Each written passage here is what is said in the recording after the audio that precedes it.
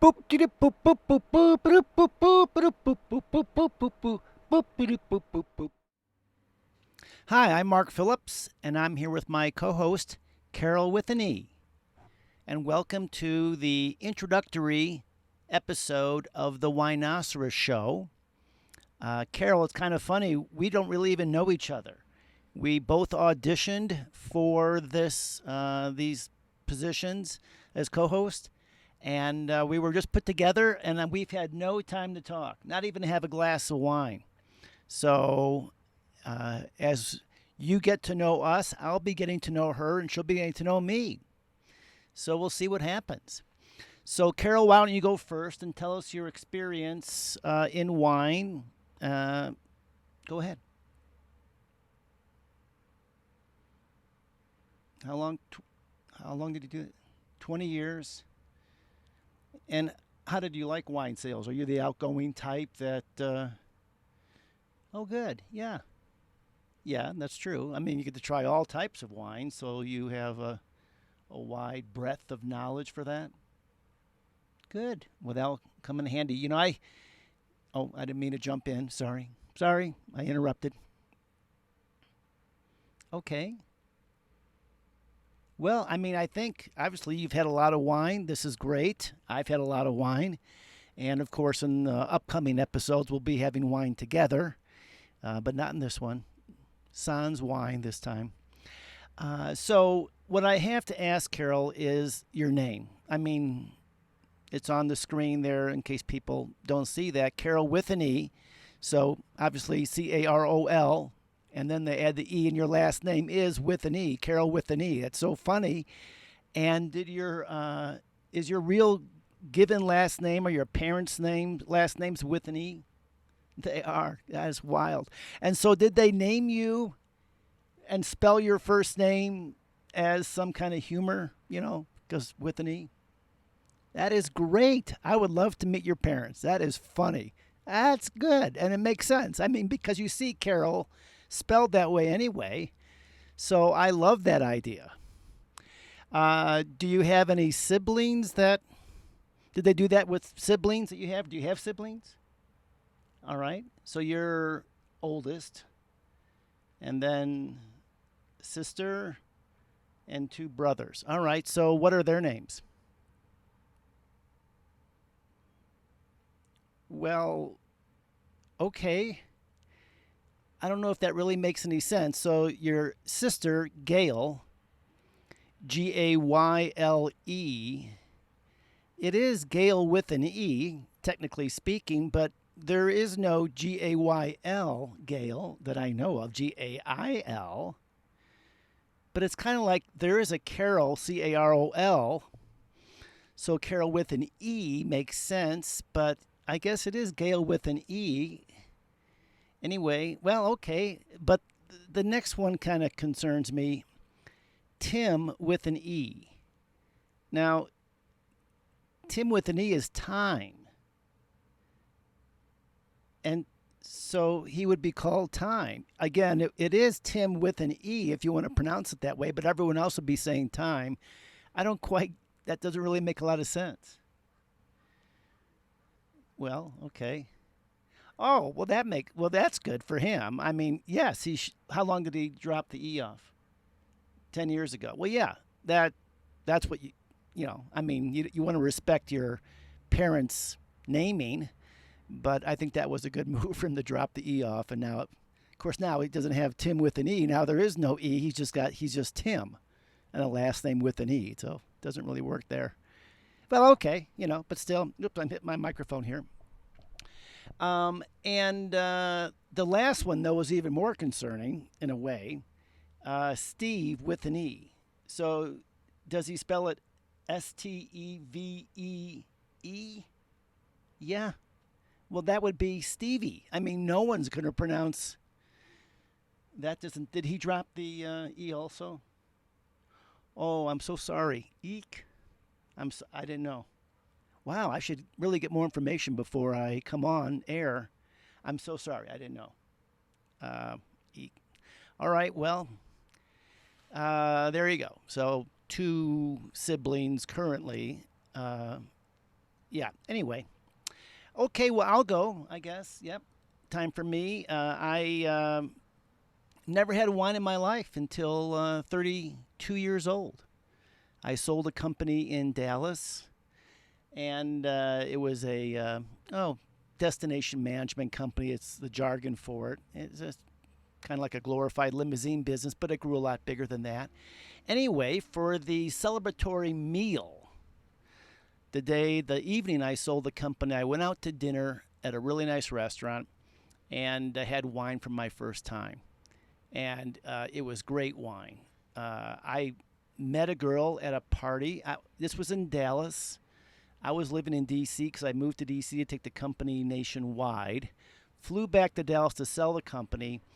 Went to a party on a Wednesday night. Met a beautiful gal, Carolyn Ash.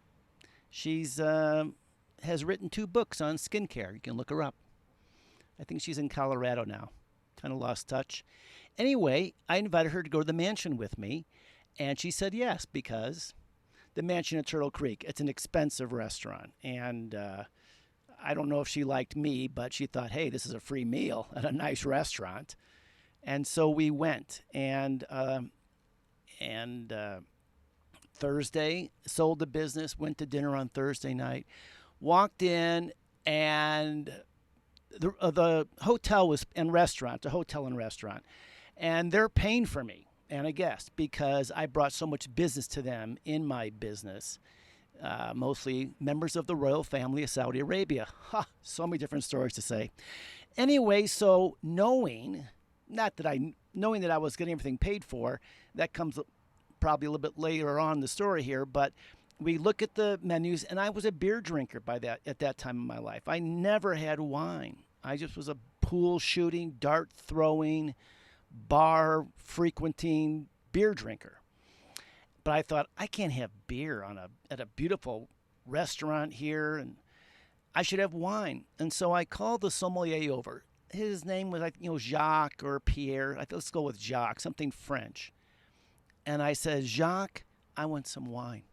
I've never had wine before in my life, and I want something really nice because I'm with a beautiful, fun gal, and I just sold a company. I'm in. So what do you have? I said, let's get a white first. I guess that's how you do it. So he shows me the list. I don't know anything. I don't know what Chardonnay is. I mean, I know absolutely nothing at that time about wine. So he suggested a few, kind of inexpensive side. I said, no, come on. No, I think something better. Finally, at around $120, $125 a bottle. It's a 1990. I said, yeah, we'll go with that. I didn't know what it was even. Even that night, I didn't know what the wines I had and didn't remember, but now I've kind of was able to deduce what they were. And this one was a white Burgundy, a white wine, Chardonnay from the Burgundy region in France. And he brought it out. We tasted it. We didn't swirl or anything because I didn't know that. But it was really good. I thought, oh my, what have I been missing out on in life? Just drinking beer. Have you ever had that same experience? I mean, what was the first glass of wine you ever had? Oh my God. Well, I mean, Boone's Farm is wine. And how old are you? 12. Well, I had Boone's Farm, yeah, when I was actually on church retreats. But I mean, a real nice wine. Well, good. So you started much younger than me. Yeah. And are you a fan of Rombauer still? I mean, a lot of people are. She's a Rombauer Chardonnay gal. A lot of people are. I'm not a big fan. A little bit too, buttery or oaky for me. But anyway, back to the story. I'm sorry. So we finished the white, and I ordered a red. I call Jacques over again, and he points to one. I said, no, come on, better. I'm a little tipsy, but we're both tipsy at this point. And a little bit higher. And finally, almost like with a glimmer or a tear in his eye of excitement, he says, if you can afford this one, this is the baby. I don't think he quite said it that way, but, he's very formal. And I said, yeah, let's go. So he brings it over. He walks through the restaurant real careful. It's in a little basket, kind of leaning something in the basket. I thought, what? Everyone's big spectacle. Opens it up, gets these two big glasses, pours the wine, says, let it breathe for 15 minutes. I didn't know what that even meant, but I understood that we shouldn't drink it for 15 minutes. So we both ordered a drink, a mixed drink to have during that time. That we were just a bunch of lushes. Anyway, so 15 minutes came and we tried it, and the white was good, but the red really changed my life. I thought it was the first time I ever experienced something like orgasm outside of sex. It was so wonderful. Well, we finished the meal, and I'm not sure if I even kissed Carolyn goodnight on that. All I remember was the wine. But anyway, so that's what I got into wine. I flew back to D.C. the next day, and with several business ideas, I have freedom. I'm not working. I have some money. But I immediately looked for a wine group to join to learn more about wine. And there really were none. So I started my own group called the Wine Tasting Association in 1990 in Washington, D.C. It grew to be the largest wine group in the nation for one group. And then I learned from wine. I flew to Europe right away to kind of zip around there, mostly France, Germany, just to kind of get a feel for wine. Came back, put on events for consumers. And we had the embassies in D.C., or they still do. And I would do events at embassies, and those were really great. And classes and winemakers' dinners and all that stuff. So I learned wine really from listening to the teachers who I'd hire for the classes. How did you learn about wine? See, now you're a reader. I'm not really a reader. So you read all the books and took some classes. Yeah, I never did that. I mean, except my own classes, sort of, but not a formal, like level 1 sommelier or something, but you did. Yeah, well, we come from a different standpoint there. So the group grew. I learned about wine. And then at one class, one of the attendees came up to me afterwards and says, this guy, I won't say his name, but I think he's still in D.C., sommelier at a restaurant, real snobby about wine. And she says, he's talking down to us. I don't appreciate that. Yeah, I don't know much about wine, but you don't have to be a jerk about it. So it kind of stuck with me. I thought, wine shouldn't be that way. It shouldn't be snobby.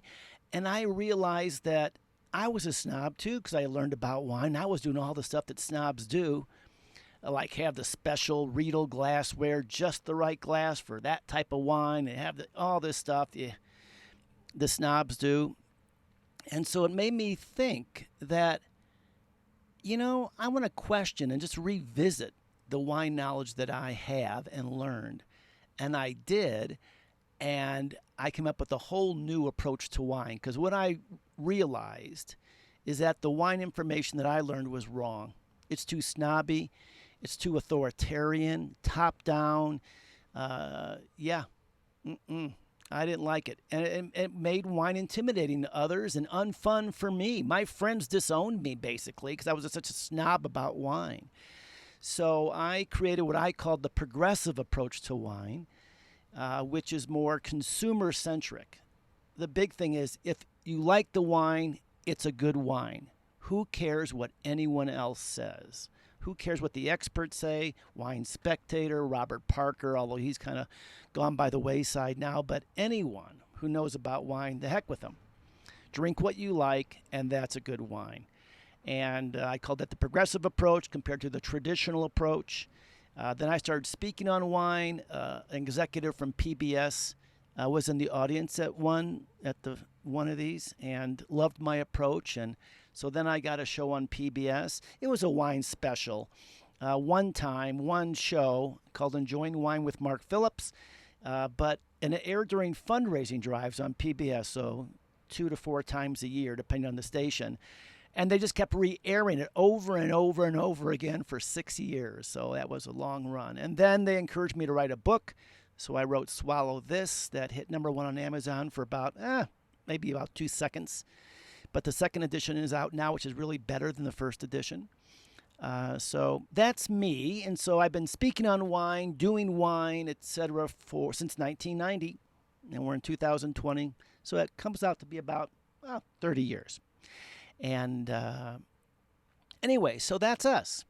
And do you have a preference of wine that you're going to want to have on the show, Carole? Yeah, mostly white. Do you like rosés? I love rosés. Good. Well, we can share that because right now it's in the middle, or yeah, middle of summer, and our studio can get a little warm here, and so it'd be nice to have something refreshing. I love rosés, and I'm a bubbly guy. How about you? No. Well, I mean, you don't like champagne or sparkling wine? Well, but yeah, but not that often. Yeah. Wow. That's my favorite. I love it. The problem with having that on camera is that you start burping, because of the carbonation. So I don't know. Well, you don't take it too seriously anyway. So we'll be sharing some wine, talking about wine, and hope you'll learn something. We'll have some fun. So hope to see you episode 2, and thanks for watching. Yep. See ya.